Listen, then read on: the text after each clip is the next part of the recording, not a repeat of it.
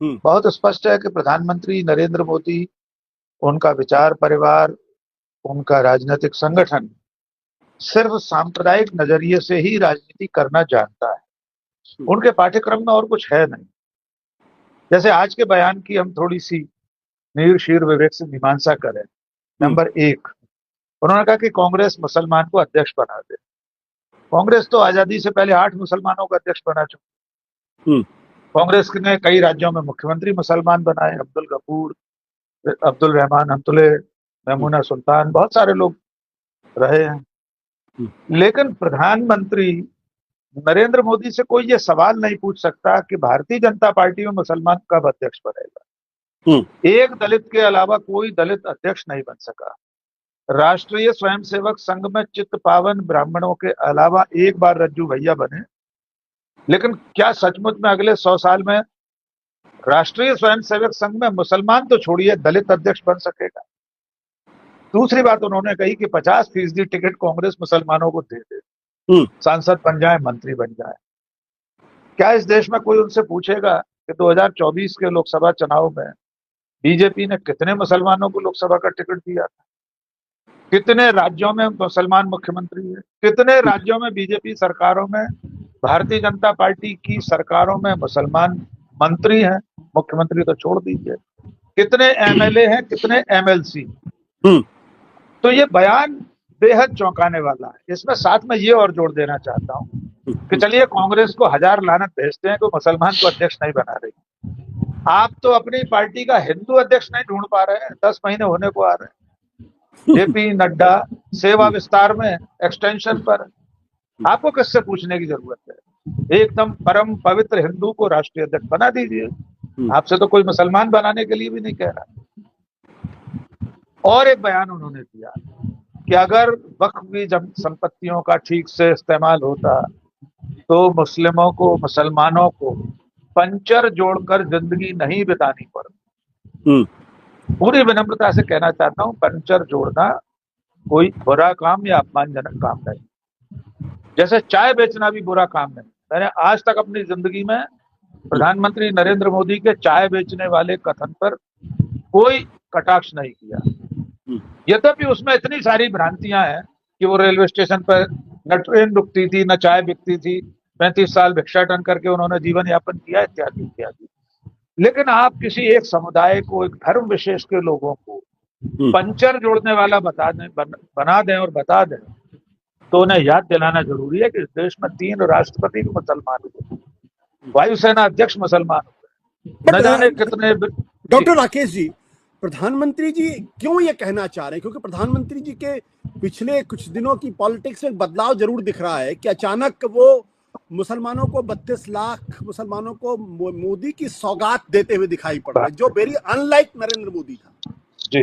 तो एक तो ये तो कम से कम कहना पड़ेगा कि कहीं ना कहीं उनके विचारों में भी कोई सोच में बदलाव। और ये जो आज का बयान है, इसमें दरअसल वो मुसलमानों को एड्रेस करते हुए कह रहे हैं कि देखिए, कांग्रेस ने आपका दोहन किया है, कांग्रेस ने कट्टरपंथी मुसलमानों का पक्ष लिया है, कांग्रेस ने कभी मुसलमानों के साथ खड़ी नहीं। दरअसल वो ये भी कहना चाहते हैं।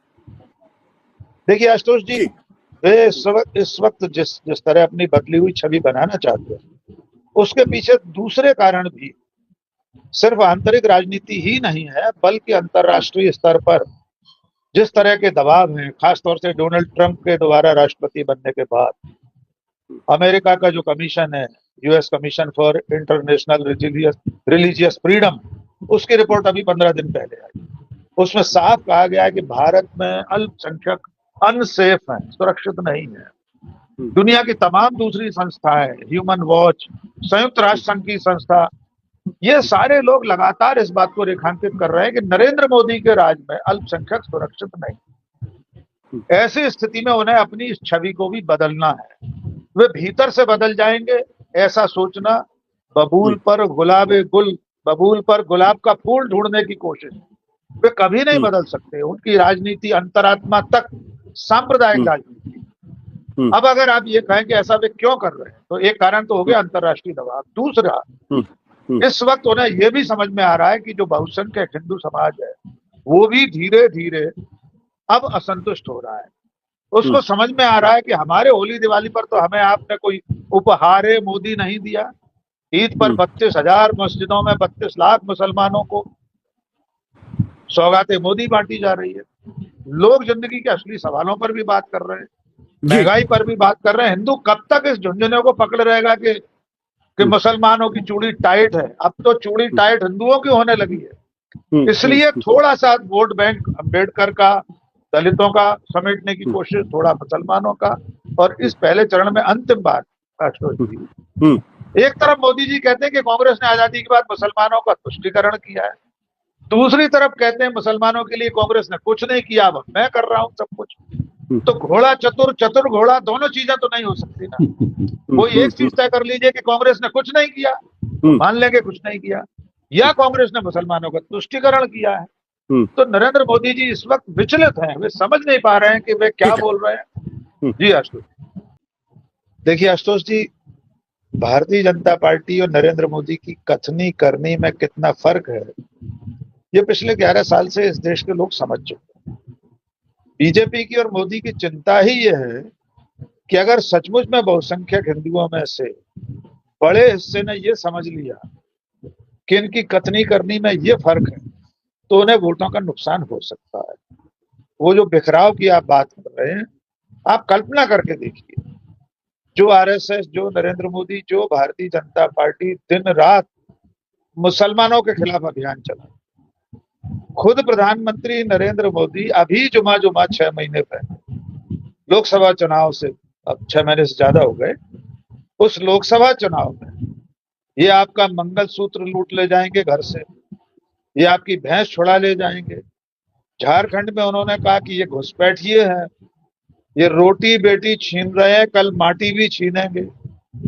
जिन नरेंद्र मोदी ने ये कहा कि कांग्रेस का चुनाव घोषणा पत्र मुस्लिम लीग का घोषणा पत्र है, संसद से लेकर सड़क तक और लाल किले की प्राचीर से लेकर हर छोटी बड़ी सभा में जो प्रधानमंत्री नरेंद्र मोदी मुसलमानों के खिलाफ नफरत बांटते रहे हो, वे अगर मुस्लिमों के हितैषी बनने की कोशिश करें, उनका हिजगरा बनने की, दिखाने की कोशिश करें, हिजगरा थोड़ा हमारा देहाती शब्द है, हिय के करीब रहने वाले, बहुत प्रिय, तो जो बृहत्तर हिंदू समाज है वो कैसे बर्दाश्त करेगा?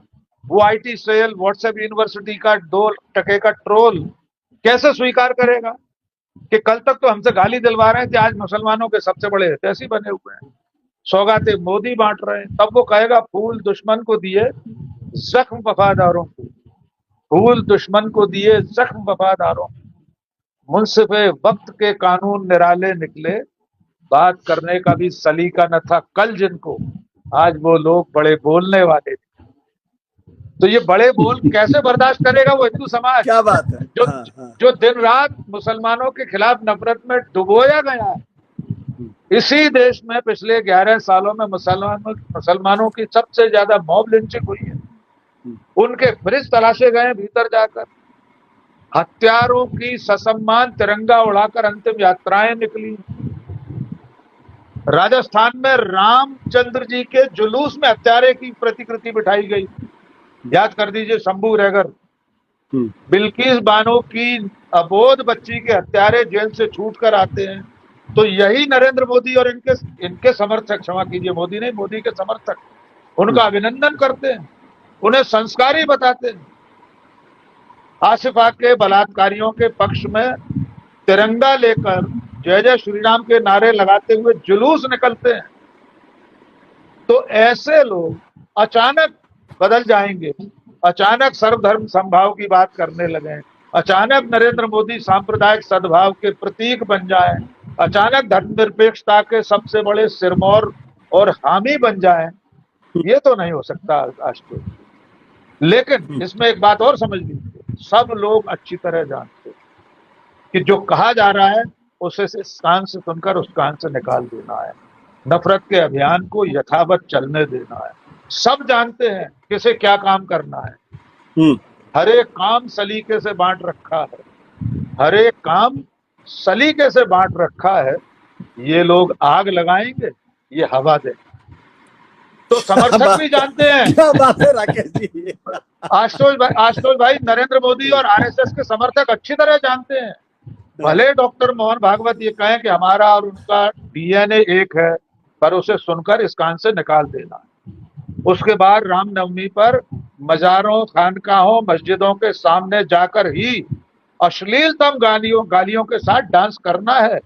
उन्हें मालूम है डांट नहीं पड़ेगी हेडमास्टर की तरफ से, क्योंकि उस दिन हेडमास्टर ने जो कहा था वो सिर्फ दिखाने के लिए कहा था। उसका जो अंडर करेंट है, अंतर्निहित संदेश था, वो ये था कि मुसलमानों के खिलाफ नफरत का अभियान यथावत चलाए रखिए, वरना उत्तर प्रदेश का मुख्यमंत्री कैसे बर्दाश्त कर सकता है कि उसके राज्य में कोई अदना सा अधिकारी ये कहे कि छत पर नमाज पढ़ने पर मुकदमा दर्ज होगा। एक लोकतांत्रिक राष्ट्र राज्य में काली पट्टी लगाने पर 2-2 लाख रुपए के मुचलके भरना पड़ेंगे। कोई ये कैसे कह सकता है कि सड़क पर नमाज पढ़ी तो पासपोर्ट रद्द कर दिया जाएगा। ये सब कहने वाला और उनकी हिमायत करने वाले मुख्यमंत्री हैं उन्हीं की सरकार में, नरेंद्र मोदी की सरकार में। तो आप भूल जाइए कि मोदी जी मुसलमानों के हितैषी नहीं हैं। उस विचारधारा का मूल आधार ही झूठ और नफरत है। उससे अलग हो जाएंगे तो वे चल ही नहीं पाएंगे, उनका अस्तित्व संकट में आ जाएगा।